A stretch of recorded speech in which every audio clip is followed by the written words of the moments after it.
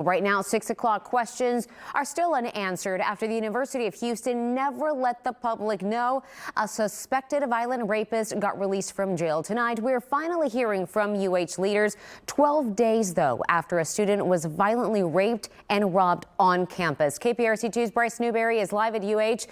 Do we know yet, Bryce, why the university never let anybody know?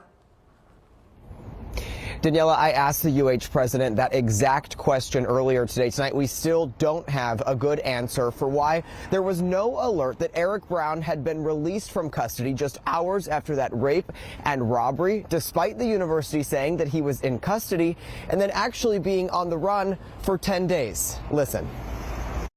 Why did the university not communicate that he was back out? Well, there have been communications that have gone out from the police department, or there have been communications that have gone out from the university, and I'm not so sure what communication was considered appropriate to send and what not, because any time the investigation began after that, I stepped back.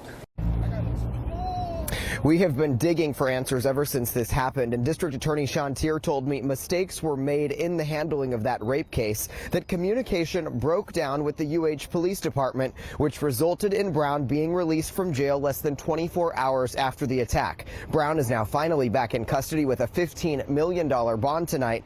As the Board of Regents met earlier today, we got to ask Chairman Tillman Fertitta about what happens now. Will there be any reviews of the police department and how the sexual assault case was handled? And she doesn't know exactly what has happened, and that's why she's put a task force together to look into it.